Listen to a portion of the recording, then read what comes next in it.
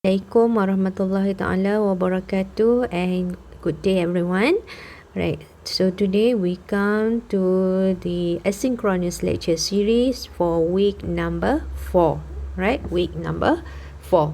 Okay, so for today we are going to discuss further on limits.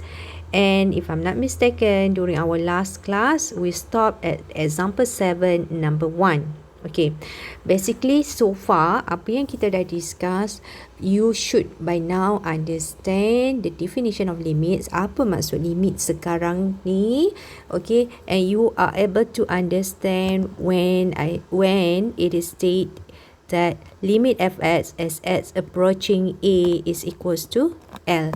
L ni adalah value y, x ni adalah value a ni adalah value x, kan. Limit, okay, bila limit sesuatu function tu apabila value x dia menghampiri number lah, menghampiri 2 ke, menghampiri 4 ke, whatever number it is, so that we replace kita replace it with a variable a, and the nilai dia is equals to L. So far we have discussed graphically approach, okay, secara grafik ataupun and then if you remember the first time I introduce you about limit, we look from the table, kan. Okay, tengoklah table pertama, slide pertama, this notes. Okay, so for today our concern is more on kalau diberi persamaan sahaja ataupun diberi function sahaja, how can we determine the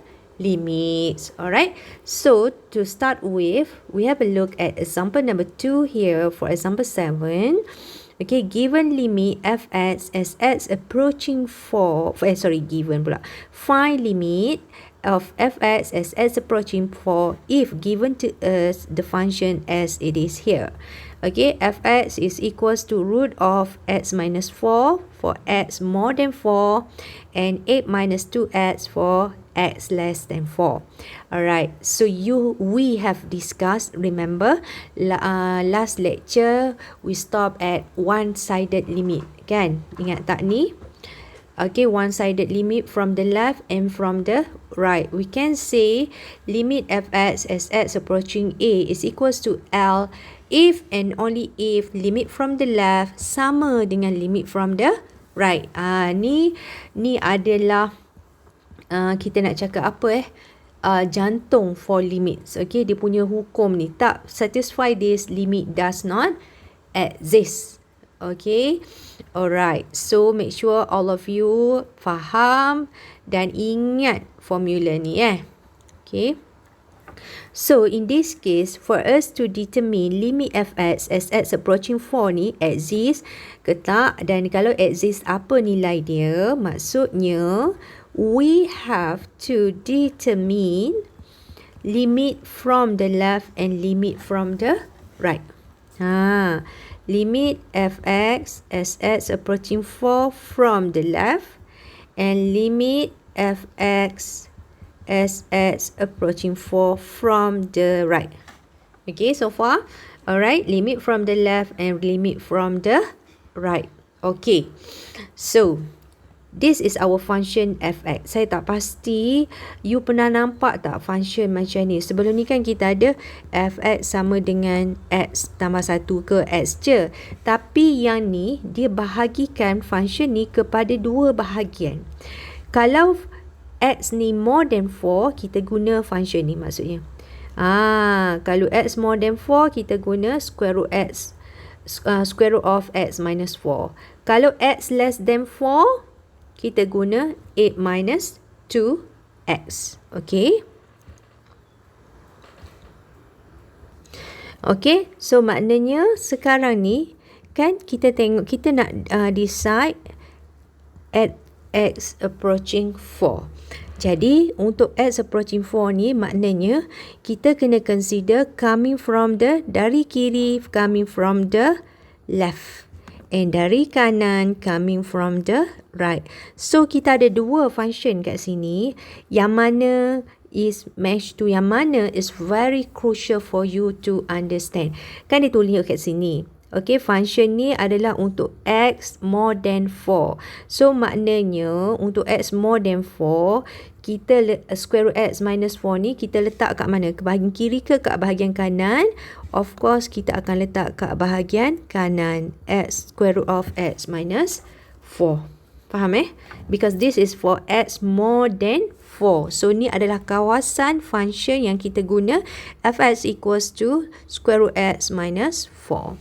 Whereas 8 minus 2x ni pula untuk x less than 4. Jadi, dia untuk di kawasan belah kiri 4. 8 minus 2x. Faham Okey, jadinya untuk determine limit untuk fx x approaching 4 from the left ni is equals to limit x approaching 4 from the left. Kita gantikan fx ni dengan function yang ni lah. Because this function is coming from the left. Okay, 8 minus 2x. 8 minus 2x. Then daripada sini, apa kita buat untuk dapatkan jawapan L tu? Kan ingat? This is limit fx x approaching a equals to L. Kita nak dapatkan nombor L ni macam mana? Very simple. You just gantikan nombor 4 ni ke dalam x. So what we will get? 8 minus 2 times with 4. So 8 talk 8, you akan dapat 0. Faham? Okay. Then we proceed to limit fx as x approaching 4 from the right. So for this case, lagi terang dan bersuluh lah.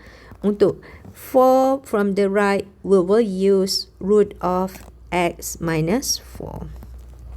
So untuk yang ni kita ganti je value 4 kan. Gantikan 4 ke dalam x ni. So we get 4 minus 4, then you will get 0. So what is our conclusion, class? Okay, what is the value for limit of fx as x approaching 4? Okay, jadinya limit of fx x approaching 4. Tengok, limit from the left and limit from the right sama tak? Yes, sama. Kosong dan kosong. So we shall conclude, okay, limit fx as x approaching 4 is equals to 0 because limit fx as x approaching 4 from the left is the same as limit fx as approaching 4 from the right, which is equals to 0. Alright, so I hope everyone is clear about limit from the left and the right daripada equation, from the given equations. We call this function sebenarnya a piecewise defined function.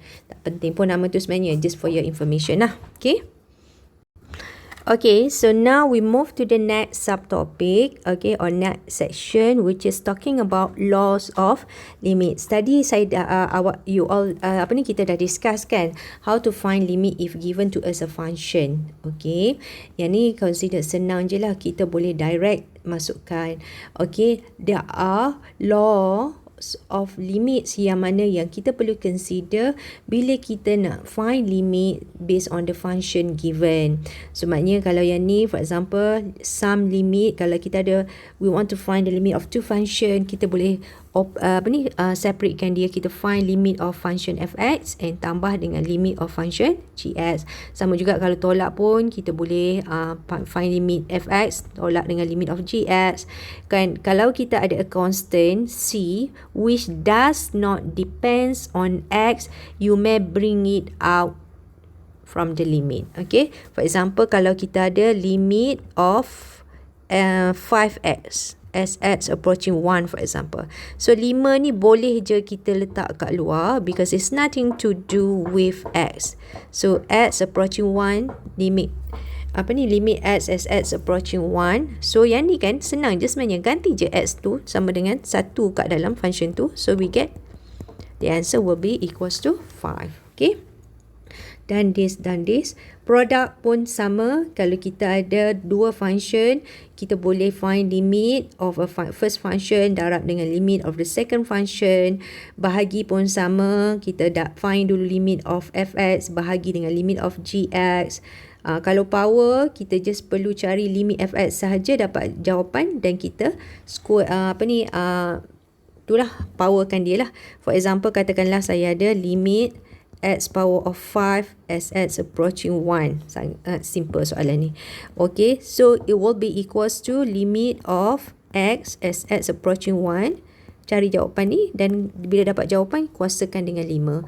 So limit x approaching 1, limit x, so ganti je x ni sama dengan 1 ke dalam ni. So 1 kuasa 5, you will get 1. That's it. Okay, and fractional ni maknanya kuasa dia ni dalam bentuk pecahan pun sama macam ni. Okay, gantikan. Katakanlah sini 1/5. So, cari 1/5. So, jawapan dia akan jadi 1 kuasa 1/5, which is 1 juga. Alright. Okay, and then next we have fractional power. Ni tak apalah, nanti kita akan discuss further. Alright, and then we have limits of polynomial and rational functions. Apa maksud polynomial and rational function ni? Nanti through examples I'll explain to you. Jangan risau Okay, linear functions. Sebenarnya linear function ni kita ada discuss belum ni. Linear function ni adalah function yang power of x dia sama dengan 1 sahaja. For example, x tambah 1. X ni kuasa 1 sahaja. Okay, so untuk dapatkan jawapan x approaching a kita ada 1 kat sini. So to get the value, you just have to gantikan sahaja 1 ke dalam x. So we get 1 tambah 1, which is equals to 2. Okay, polinomial ni sebenarnya bila function f(x) kita kuasa dia lebih daripada 1. Contohnya x square tambah 2x tambah 1. Ni kita dah consider as polinomial. Okay, so dia punya konsep pun sama. Kalau x approaching 1, maknanya 1 ni you gantikanlah ke dalam x. Senang je. 1 square tambah 2 darab 1 tambah 1, for example. Yang ni dapatlah jawapan 4. Okay, rational function pun sama. Rational ni sebenarnya bila tool polinomial kita bahagi. So, first polynomial is px, second polynomial is qx. So, dia kata kat sini to find the limit, just masukkan ke dalam gantikan x tu dengan a ke dalam function tu.